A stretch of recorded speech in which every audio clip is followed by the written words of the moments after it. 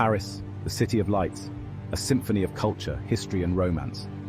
But beneath the bustling streets and iconic landmarks lay a darker, more sinister secret. The catacombs, a labyrinthine ossuary holding the skeletal remains of millions. I was drawn to it, not by the Eiffel Tower or the Louvre, but by this subterranean world of silence and shadows, this silent city of the dead. This was my kind of adventure. I'd explored abandoned asylums, forgotten mines, even a deserted Chernobyl amusement park. Each one a test of courage, a dance with the unknown. The catacombs, however, were different. They held a unique allure, a chilling promise whispered on the wind. Millions of souls slumbered beneath the city. I was about to meet them. My backpack was packed. Headlamp, extra batteries, water, protein bars and a first aid kit. The most important tool, a 1,000-meter fishing line, my lifeline, my escape route from this subterranean maze. I tied one end securely near the entrance, the spool feeling heavy in my hand. It was more than just a guide, it was a psychological anchor, a reminder that the world above, with its light and life, still existed. I've always been drawn to the edge, to places where most people wouldn't dare to tread. The silence of a deserted hospital, the echoing emptiness of a forgotten factory. These places called to me. They whispered stories of forgotten lives, of moments lost to time. The catacombs, though, they roared. The air grew noticeably cooler as I descended the damp stone steps. The city's noises faded, replaced by an almost deafening silence. My headlamp cut through the darkness, illuminating rows upon rows of skulls, stacked neatly like macabre building blocks. The sheer number was overwhelming. Millions of souls surrounded me, their silent gaze a palpable weight. The path was clear, marked by the occasional tourist-friendly sign. I felt a surge of excitement. This was it. This was the adventure I craved. The thrill coursed through me, a potent cocktail of fear and exhilaration. I pushed on deeper into the heart of the ossuary, the fishing line trailing behind me like a ghostly breadcrumb trail.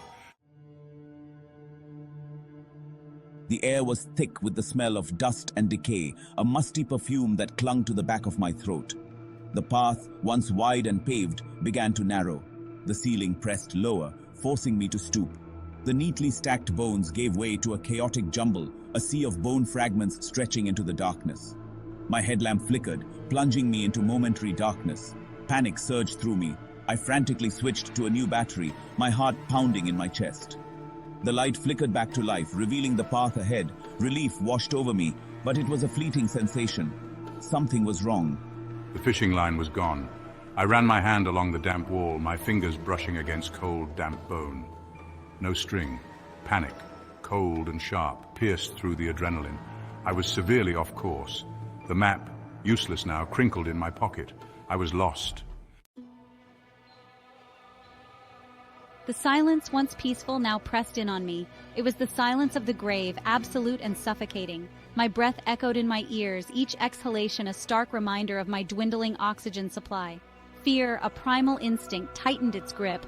I pushed on, driven by a desperate hope of finding my way back to the main path. The tunnels twisted and turned, a labyrinth designed to confuse and disorient.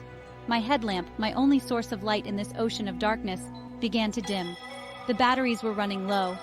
The air grew heavy, thick with moisture and the weight of millions of forgotten souls. My heart hammered against my ribs, a frantic drumbeat in the oppressive silence. The darkness seemed to pulse around me, a living entity closing in for the kill. I was trapped, alone. Despair threatened to consume me, but I clung to a sliver of hope. I had to find a way out.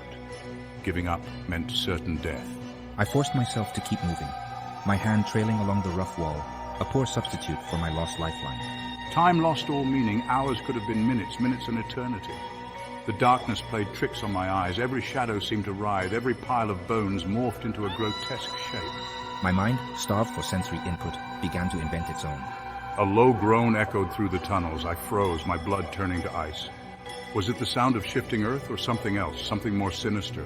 My headlamp flickered again, casting long dancing shadows on the walls. The groan came again, closer this time. Panic surged, threatening to overwhelm me. I pressed myself against the cold, damp wall, my back to the bone-chilling embrace of the dead. My headlamp, now a pale imitation of its former self, cast grotesque shadows that danced and writhed with every terrified tremor in my hand. The groan came again, closer still. It wasn't my imagination. Something was down here with me. The darkness seemed to crackle with unseen energy. I could feel it now, a palpable presence that sent shivers down my spine. My breath caught in my throat, a strangled gasp that echoed in the oppressive silence. My fingers tightened around the useless flashlight, my knuckles white with fear. A low whisper, barely audible above the pounding of my own blood in my ears, sent a fresh wave of terror crashing over me. It was a rasping sound, dry and brittle, like dead leaves skittering across pavement. It seemed to come from everywhere and nowhere at once. It was the voice of the catacombs themselves, and it was speaking to me.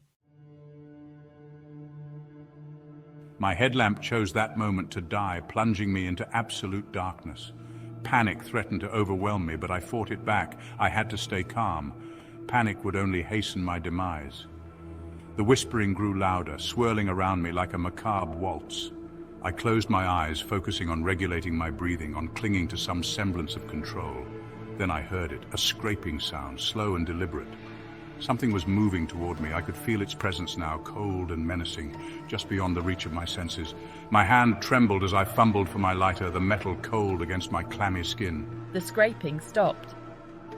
Silence descended once more, heavier and more oppressive than before.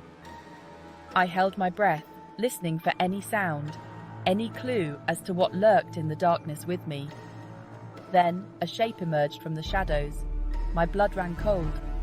It was a skeleton, its bony fingers reaching for me, its empty sockets glowing with an eerie internal light. The skeleton lunged. I reacted instinctively, flinging myself to the side. My shoulder slammed against the rough wall, sending a jolt of pain shooting up my arm. I scrambled back, fear lending me a burst of adrenaline. The lighter sparked to life, casting a flickering orange glow on the scene before me. The skeleton, illuminated in the dancing light, seemed to hesitate. It was taller than I expected, its bones bleached white with the passage of time. Its empty sockets seemed to stare at me, filled with a cold, malevolent intelligence.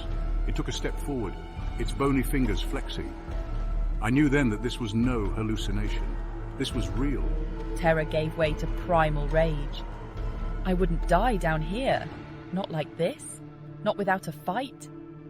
I grabbed the first thing my hand touched, a loose femur bone, and swung it with all my might. The bone connected with the skeleton's skull with a sickening crunch. The skeleton crumbled to the ground, its bones scattering across the stone floor. I backed away, my chest heaving, my entire body trembling with adrenaline and terror. The lighter flickered and died, plunging me back into darkness. But this time the darkness didn't seem as menacing. I had faced my fear, and I had survived. I stumbled through the tunnels for what felt like hours, driven by a desperate hope and the faintest glimmer of light in the distance. As I drew closer, the light grew stronger, revealing a man-made opening in the wall. I emerged into a narrow passage, my heart pounding with relief. On the wall, someone had spray-painted a single word: Sortie, exit. I followed the passage, my hand trailing along the wall, until I finally emerged from the depths of the catacombs. Blinking against the sunlight, I stumbled into the street above, gasping for breath. The city bustled around me, oblivious to the nightmare I had just endured. I had escaped with my life, but the catacombs had taken something from me, something I could never get back. They had shown me the face of true fear, and that was a sight I would never forget.